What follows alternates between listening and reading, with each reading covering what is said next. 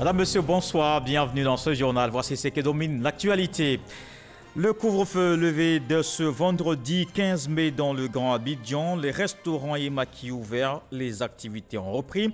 Une décision prise hier à l'issue du Conseil national de sécurité des mesures d'assouplissement qui n'arrête pas la lutte contre la Covid-19 dans le pays. Il faut justement continuer de respecter les mesures barrières. Les autorités sanitaires appellent à la responsabilité de tous dans la lutte contre la maladie. Ce vendredi, la Côte d'Ivoire a enregistré 46 nouveaux cas, ce qui porte le nombre total à 2017 cas confirmés, 942 guéris et 24 décès. C'est une opération de l'État qui a démarré il y a quelques jours. Au total, plus de 750 Ivoiriens sont de retour en Côte d'Ivoire. Ils étaient bloqués hors du pays en raison des mesures de lutte contre la pandémie. On fait le point dans ce journal. Bienvenue dans ce 23h. Madame, Messieurs, voici toute l'actualité sur la Covid-19.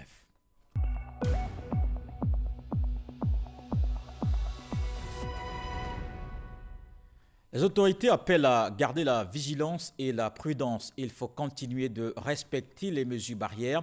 La lutte contre la Covid-19 se poursuit. La Côte d'Ivoire enregistre 46 cas aujourd'hui.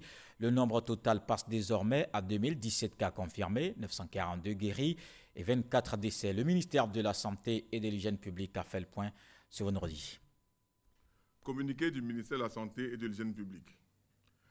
Pour la situation du Covid-19 au 15 mai 2020, le ministère de la Santé et de l'Hygiène publique a enregistré ce jour, vendredi 15 mai 2020, 46 nouveaux cas de Covid-19 sur 728 échantillons prélevés, soit 6,3% de cas positifs, 12 guéris et 0 décès. À la date du 15 mai, la Côte d'Ivoire compte donc 2017 cas confirmés, dont 942 personnes guéries, 24 décès et 1051 cas actifs. Le nombre total d'échantillons est de 16 668. Le ministère de la Santé et de l'Hygiène publique insiste sur le fait que nous devons continuer à respecter les mesures barrières, notamment le lavage régulier des mains, la distanciation physique et le port de masques obligatoires dans l'espace public et les lieux de commerce.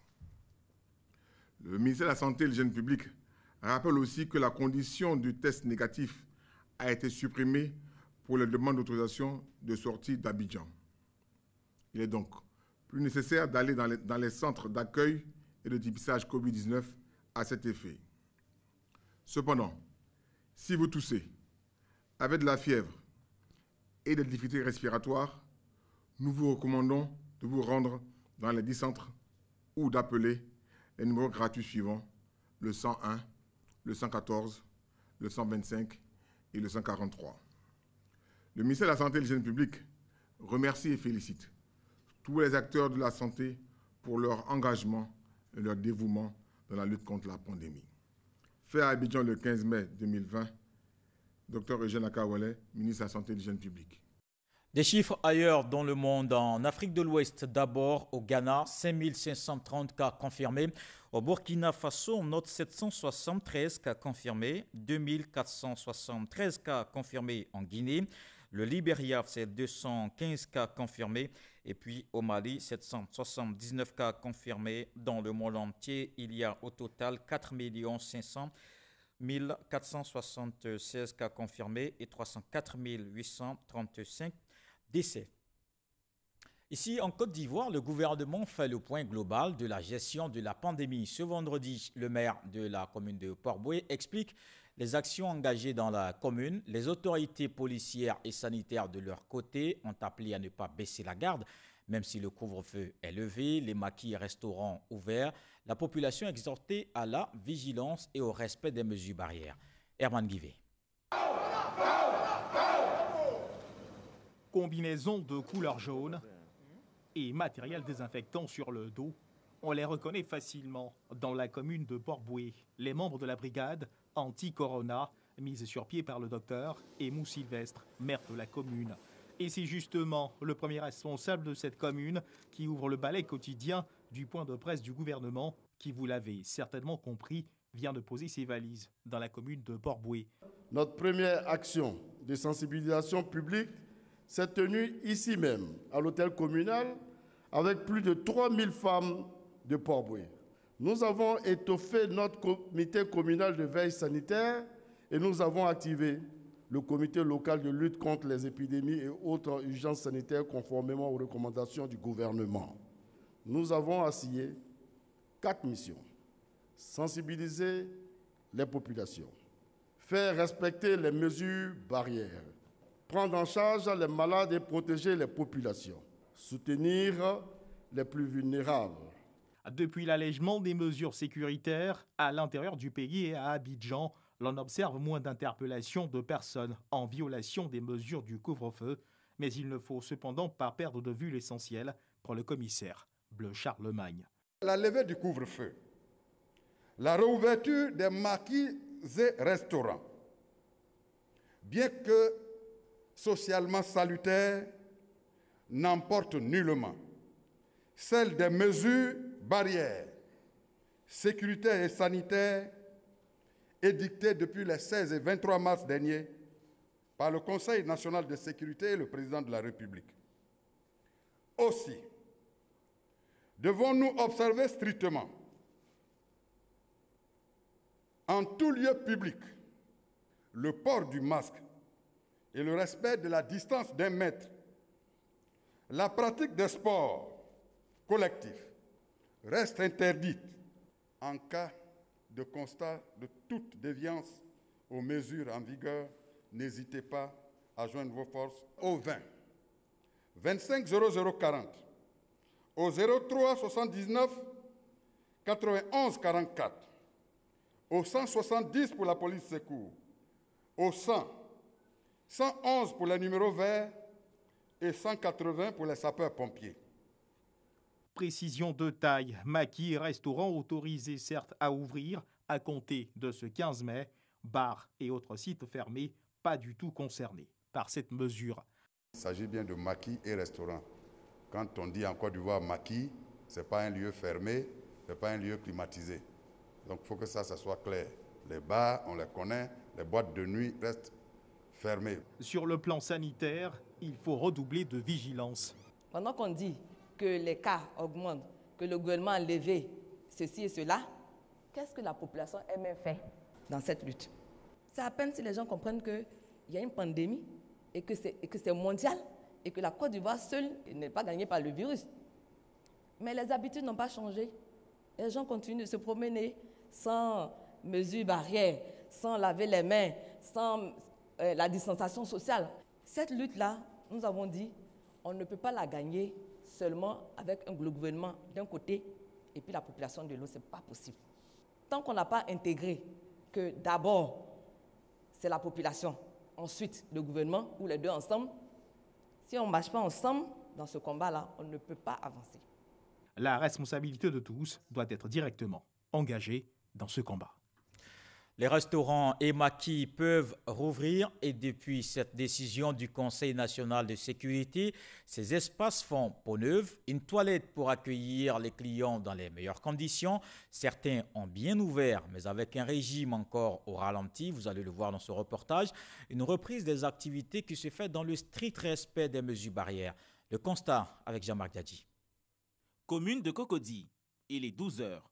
Dans ce restaurant, les pots de peinture et de diluant prennent la place de la vaisselle. Les travaux d'électricité sont en cours. Un ébéniste est à la tâche pour les nouveaux meubles.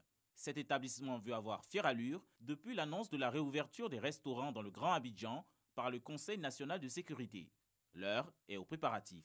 Bon, on est en train d'aménager un peu les travaux d'électricité, un peu de peinture. On fera la mise en place. Le nettoyage général, la mise en place, la dératisation déjà est déjà faite. Nous sommes contents de répondre. Dans ce restaurant bien fréquenté de la commune, les commandes de plats refont surface au grand bonheur des tenanciers. Les clients se plient aux exigences des mesures barrières contre le Covid-19. Je suis venu ce matin prendre un repas. J'exhorte toute la population à faire comme moi, porter un masque, se laver les mains et aussi à respecter les mesures de sécurité afin que nous soyons tous en bonne santé. On a fait une proposition de menu qui ne correspond pas à notre carte habituelle. On a proposé ce qui est là pour commencer. Nous prenons systématiquement les températures de notre personnel et des clients qui arrivent. Dans le village de Blocos, ce matin, Jeannette retrouve ses clients. Elle est à la tâche pour les satisfaire avec ses menus du terroir. Elle affiche sa joie, mais énonce des difficultés. Je suis très enthousiaste pour l'ouverture. Vraiment, ça me va droit au cœur. Parce que ça nous a trop pénalisés. Le fonds de commerce, même, tout a été brisé. Pour avoir la nourriture, il faut aller des kilomètres.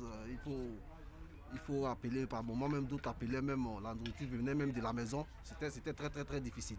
On est un peu satisfait parce que quand tu sors du service, les restaurants sont toujours à côté du service, tu arrives à manger facilement. Dans la cité administrative de la commune du Plateau, les portes sont encore closes, mais cette fois, rendez-vous est pris pour le lundi 18 mai prochain. Les restaurants s'ouvrent de façon progressive dans le district à la grande joie des Abidjanais, mais rappel est fait au respect strict des autres mesures de restriction édictées par le gouvernement.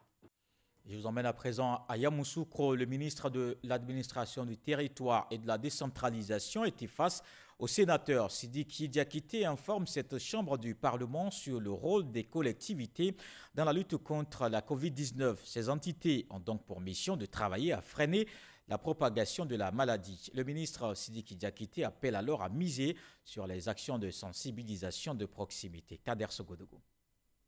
Quelles sont les mesures prises par le gouvernement pour assurer l'implication des collectivités territoriales dans la gestion due à la Covid-19 ? C'est le thème du grand oral du ministre de l'Administration du Territoire et de la Décentralisation, Sidiki Diakité, face au sénateur à Yamoussoukro. Le Sénat, dépositaire des collectivités, dans son rôle de contrôle de l'action gouvernementale, veut en savoir davantage et pourquoi pas suggérer une orientation possible.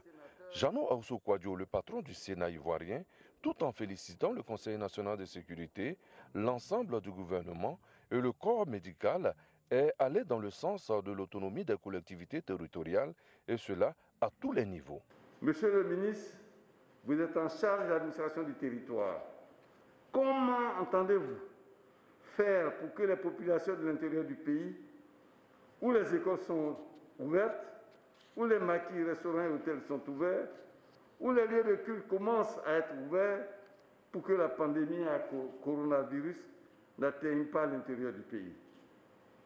Le Sénat voudrait en ce moment, où la vie répond intégralement à l'intérieur du pays, que vous soyez le porte-parole des populations, à travers les élus locaux pour continuer à assurer la sécurité sanitaire, mais aussi pour assurer la reprise des activités économiques en faisant d'eux les relais pour la gestion des fonds qui seront mis à disposition du secteur informel. Monsieur le ministre, mesdames et messieurs les sénateurs, nous devons changer fondamentalement nos habitudes, car désormais, il faut apprendre à vivre avec le Covid-19. Comme depuis la nuit des temps, l'homme a su s'adapter face aux pandémies. L'hôte du jour, dans sa présentation, libère les premières explications. À l'égard de ces dernières, les collectivités territoriales parlant, plus proches des populations dont elles sont d'abord l'émanation, mais aussi acteurs privilégiés dans la gestion locale de la pandémie, le gouvernement a pris des mesures et mené des actions tendant à favoriser leur implication pleine, entière et coordonnée. Certaines de ces mesures et actions sont destinées à toutes les collectivités territoriales du pays. D'autres ont été spécifiquement orientées vers les collectivités territoriales du district autonome d'Abidjan, où la maladie s'est cantonnée dans une large mesure. Je voudrais citer, au titre des mesures destinées à l'ensemble des collectivités territoriales, la réactivation des comités départementaux de lutte contre les épidémies, cadre de la gouvernance locale de la crise. La mission des collectivités en cette période d'assouplissement des mesures barrières a également été révélée. Ce sont des mesures qui mettent les collectivités territoriales en situation de responsabilité. Désormais, il va s'agir, dans le respect des mesures barrières, de vivre en sachant qu'il peut y avoir des contaminations, mais il faut se protéger. Le rôle des collectivités pour que ces mesures barrières, qui constituent un défi pour les populations, puissent porter tous leurs fruits et éviter une propagation de la maladie, c'est la sensibilisation. Il leur est demandé de sensibiliser, d'informer, de proximité et au besoin de faire du porte-à-porte pour que les populations comprennent qu'elles doivent se protéger, qu'elles doivent continuer d'adopter les mesures barrières, qu'elles ne doivent pas baisser les bras. Le ministre Sidiki Diakité n'a pas quitté le Sénat sans saluer les efforts de l'institution qui a su prendre toute sa place en Côte d'Ivoire. Mesdames et messieurs les sénateurs, que vous avez positionné le Sénat aujourd'hui à un niveau incontournable en Côte d'Ivoire. La qualité des hommes et des femmes qui composent cette institution en impose. Et je voudrais vous rendre hommage à vous-même, ainsi qu'à tous les sénateurs et à toutes les sénatrices de cette première mandature du Sénat ivoirien pour avoir su imposer le Sénat comme un instrument essentiel de la gouvernance en Côte d'Ivoire. 2 districts, 31 régions, 201 communes, les collectivités sont en phase avec le gouvernement dans le cadre de la lutte contre la pandémie du coronavirus. On quitte le Sénat, Yamoussoukro, pour l'autre chambre du Parlement, l'Assemblée nationale. La ministre de la Cohésion sociale fait le point des actions de solidarité au profit des personnes vulnérables.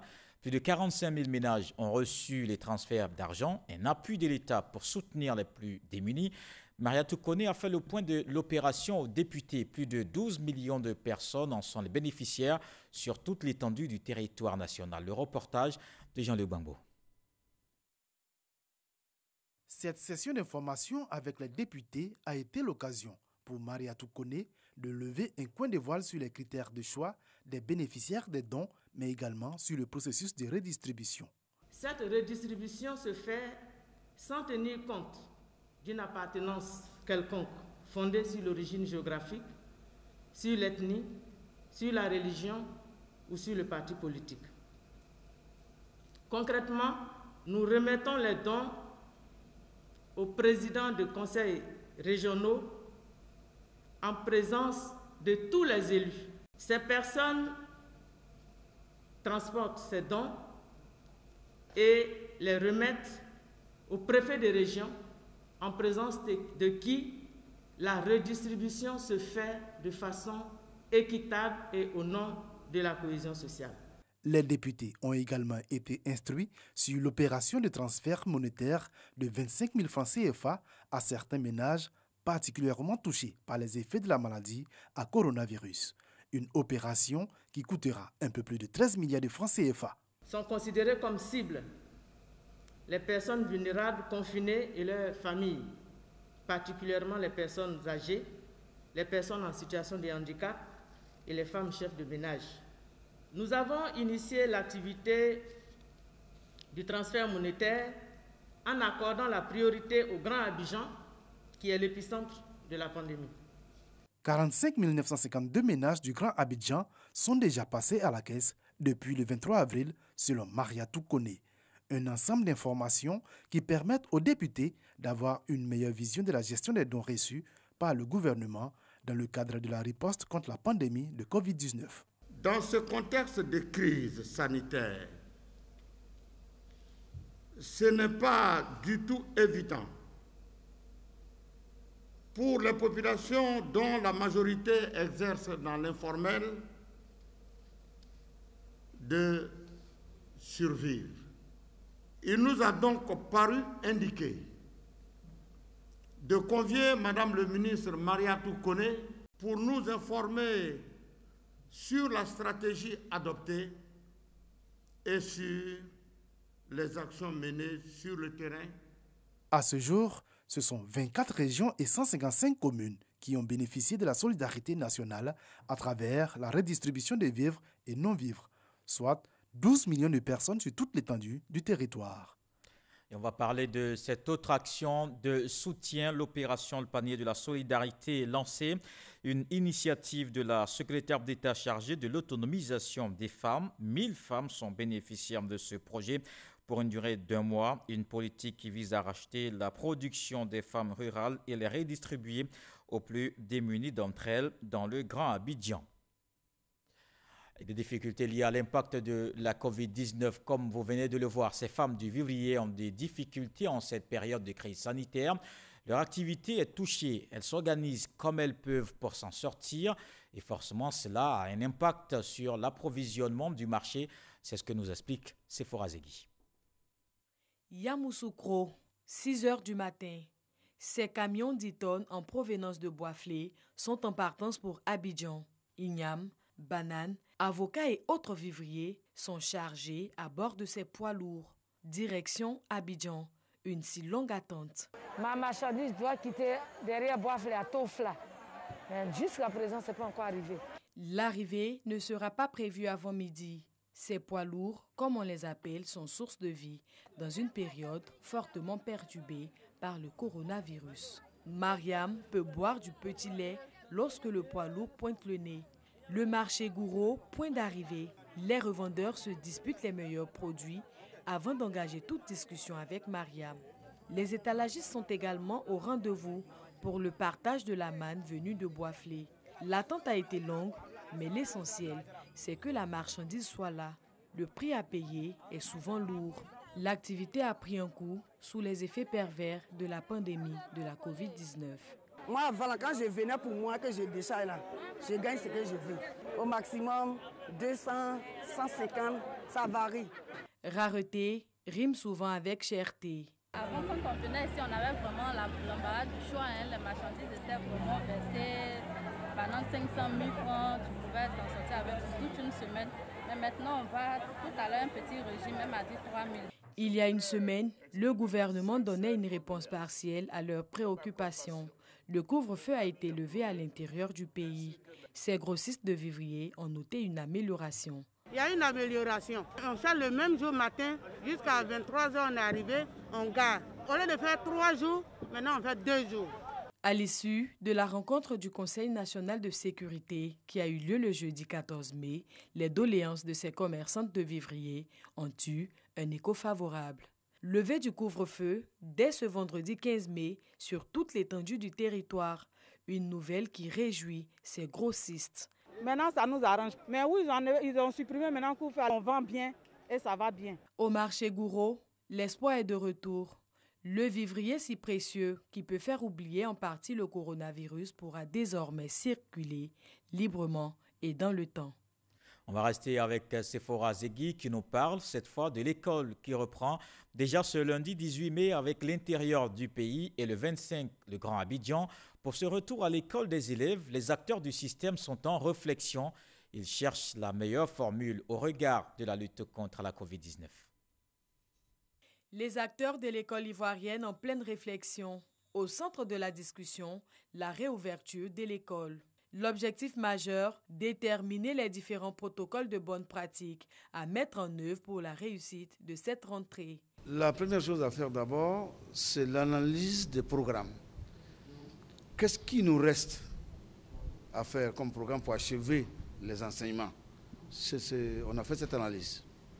Et on en a donc tiré des éléments que nous pensons être incontournables pour les enfants pour continuer leur formation scolaire. On a donc procédé à des allègements. 5 commissions sont mises en place. Administration, pédagogie, sanitaire, communication et mobilisation communautaire. Elles doivent rendre techniquement et opérationnellement possible le retour des élèves, enseignants et personnels administratifs confinés à Abidjan. Il s'agit de mettre en place des dispositions à l'entrée des écoles.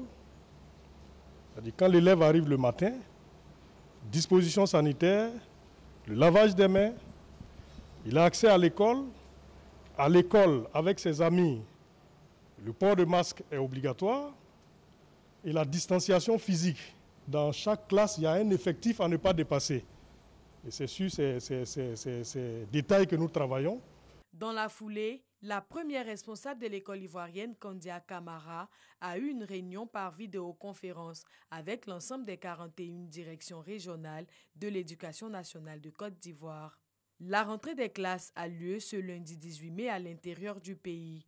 Pour le Grand Abidjan, elle est fixée au 25 mai prochain. Des réflexions sont donc en cours pour examiner les conditions de réouverture des établissements scolaires.